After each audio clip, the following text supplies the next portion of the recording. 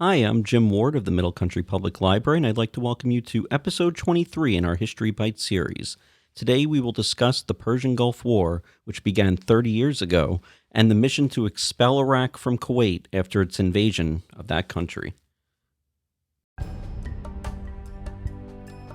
Though the long-running Iran-Iraq War had ended in a United Nations brokered ceasefire in August 1988, by mid-1990, the two states had yet to begin negotiating a permanent peace treaty. Their foreign ministers met in Geneva that July, and prospects for peace suddenly seemed bright, and it appeared that Iraqi leader Saddam Hussein was prepared to dissolve that conflict and return territory that his forces had long occupied.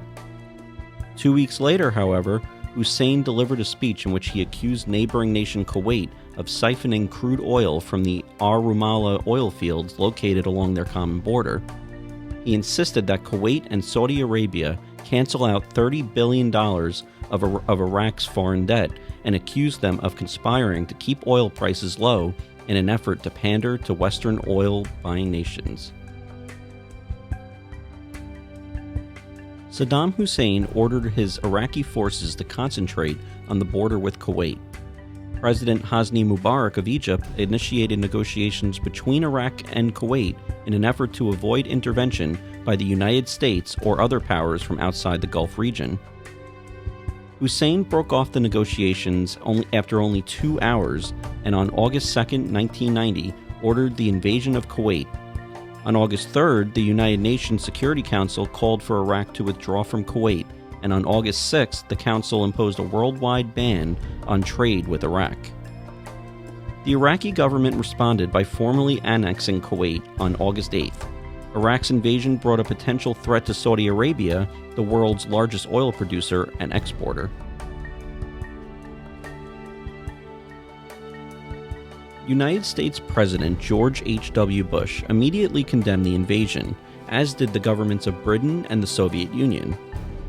On August 3rd, the United Nations called for the Iraqi withdrawal from Kuwait, and 3 days later, King Fayed of Saudi Arabia met with U.S. Secretary of Defense Richard Dick Cheney to request U.S. military assistance. On August 8th, the day on which the Iraqi government formally annexed Kuwait, calling it Iraq's 19th province, the first U.S. Air Force fighter planes began arriving in Saudi Arabia as part of a military buildup dubbed Operation Desert Shield. The planes were accompanied by troops sent by NATO allies, as well as Egypt and several other Arab nations, designed to guard against a possible Iraqi attack on Saudi Arabia. On November 29th, the UN Security Council authorized the use of force against Iraq if it did not withdraw from Kuwait by January 15, 1991. By January 1991, the Allied coalition against Iraq had reached a strength of 700,000 troops, including 540,000 U.S. personnel and smaller numbers of British, French, Egyptians, Saudis, Syrians, and several other national contingents. Saddam Hussein steadfastly refused to withdraw Iraqi forces from Kuwait, however, which he maintained would remain a province of Iraq. January 15th arrived, and war was imminent. Early on the morning of January 17, 1991, a massive U.S.-led air offensive hit Iraq's air defenses, moving swiftly onto its communication networks, weapons plants, oil refineries, and more. The coalition effort, known as Operation Desert Storm, benefited from the latest military technology, including stealth bombers, cruise missiles, so-called smart bombs with laser guidance systems, and infrared night bombing equipment. The Iraqi Air Force was either destroyed early on or opted out of combat under the relentless attack, the objective of which was to win the war in the air and minimize combat on the ground as much as possible. Operation Desert Saber, a massive Allied ground offensive, was launched northward from northeastern Saudi Arabia into Kuwait and southern Iraq on February 24th, and within 3 days, Arab and U.S. forces had retaken Kuwait City in the face of crumbling Iraqi resistance. Meanwhile, the main U.S. armored thrust drove into Iraq some 120 miles west of Kuwait and attacked Iraq's armored reserves from the rear. By February 27th, these forces had destroyed most of Iraq's elite Republican Guard units after the latter had tried to make a stand south of al-Basra in southeastern Iraq.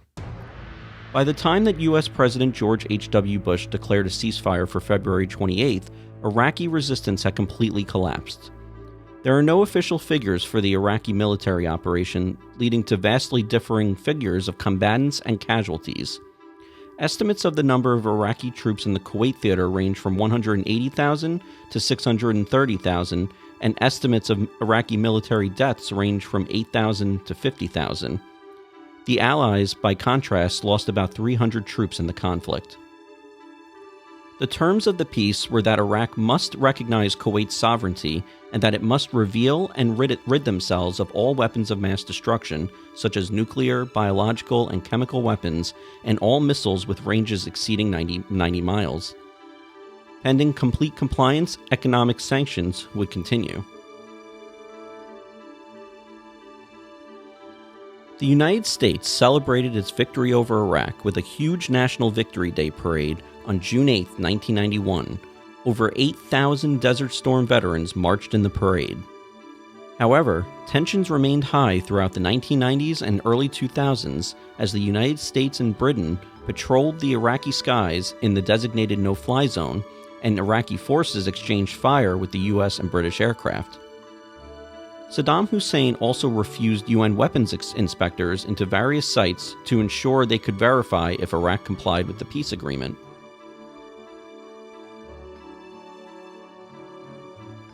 In 2002, the United States, now led by President George W. Bush, son of the former president, sponsored a new UN resolution calling for the return of weapons inspectors to Iraq. UN inspectors re-entered Iraq that November. Amid differences between Security Council member states over how well Iraq had complied with those inspections, the United States and Britain began amassing forces on Iraq's border. Bush, without further UN approval, issued an ultimatum on March 17, 2003, demanding that Saddam Hussein step down from power and leave Iraq within 48 hours, under threat of war. Hussein refused, and the Second Persian Gulf War, more generally known as the Iraq War, began 3 days later. Saddam Hussein was captured by U.S. forces on December 13, 2003, and executed on December 30, 2006 for committing crimes against humanity. The United States would not formally withdraw from Iraq until December 2011. I'd like to thank you all for joining us for today's episode. If you enjoyed it, click like, and if you watched on YouTube, hit subscribe. Thanks so much, and we'll see you all next time.